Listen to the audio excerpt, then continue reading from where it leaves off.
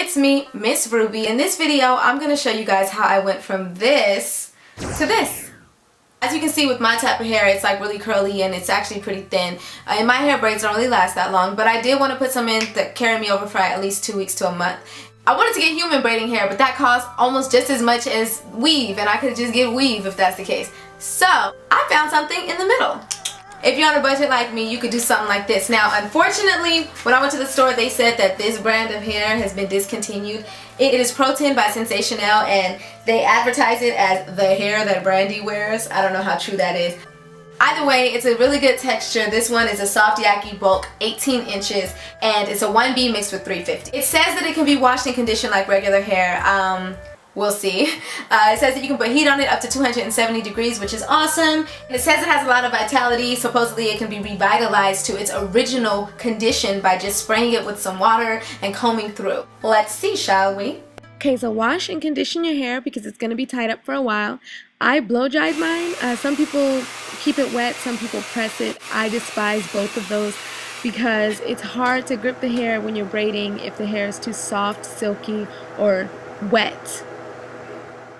Here are some things you will need to make braiding your own hair easier. A couple of clips like this, a little baby comb that parts well, and a fine tooth comb for parting as well.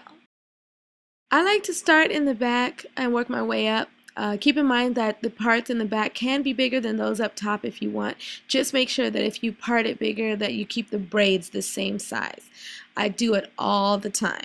People always ask me how I get to the back, and this is how. The old-fashioned two-mirror way. Try it. You'll see. Separate the hair into tiny pieces for one braid. If it begins to tangle, detangle it before attaching or it's going to get worse. And alright, so here's an example of how I attach the hair. It's a bit hard to see, I know, but we're doing 3-strand braids. So I'm wrapping the 2 strands from my added hair around my hair, then mixing small pieces of my hair with the 2 strands and vice versa.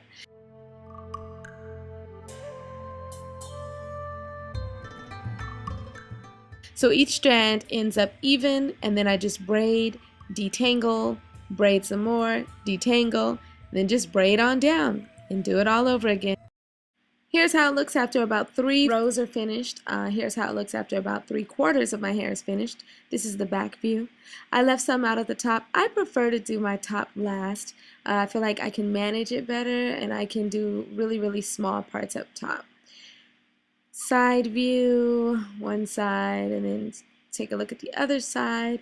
I wanted it to be much fuller, but my hair is really thin and I didn't want to do the parts any smaller for fear of breakage. Here's how it looks completed. One side is straight, the other side is braided because we're going to dip it into some warm water so that I can have some loose waves. Now, as you see, I'm measuring the temperature because this hair is not supposed to exceed 270 degrees of heat. I actually dipped this in only about 150 degrees of heat, so not nearly the maximum, and that's because I'm not really trying to get like a really deep wave. But go ahead and dip it in the water, wring it out, squeeze it out, however you do it. I recommend trying one side first, and I'm gonna go ahead and unravel this now. See how this turns out. These are just 2 different, like, basic ways that you can wear your hair when you have individual braids in. See? And it combs through really easy. I don't know how it looks on camera to you, but it's really soft hair, really pleasant. So, another great thing that I mentioned in the beginning of the video is that you can apply heat to this hair. So right now, I'm going to show you, I purchased a wand at Walmart. It was like $25, but I really like how it has like the little bubbles. It makes it really easy to wrap around. We're going to go ahead and keep that there. I only have the temperature up to like 200 degrees. And voila! You get a nice bouncy curl. I can't wait to do my entire head full of these things. Also, like I said before, if you curl it and you want to re-straighten it, then you can straighten it. Just make sure that the heat settings are corrected so that it's not too hot because this hair will burn. I know because a couple of the pieces on my other side, I tried it when the water was way too hot and it burned.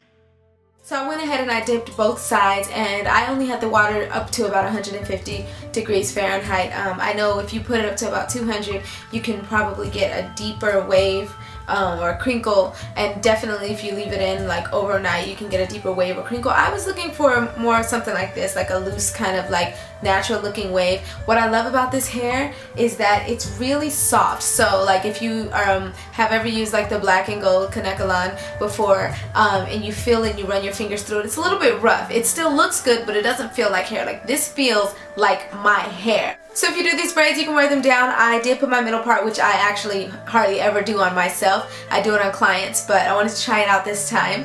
I like wearing it like this. I really like wearing this style, especially if you do your baby hairs. It just kind of shows off your face, and it's kind of like a princess twist waterfall type thing. You might want to pin it down so that it stays down. This too, just like a cute side braid with maybe an accessory or something. Anyway, try to keep in touch with me. I'll be posting pictures with this hair in after I curl it up, after I straighten it again, do something else with it so that you guys can see how long it lasts for me. And if you have any questions, make sure you leave them in the comment box below or just inbox me, alright? Thank you for subscribing. I hope you enjoyed this tutorial. See you next time.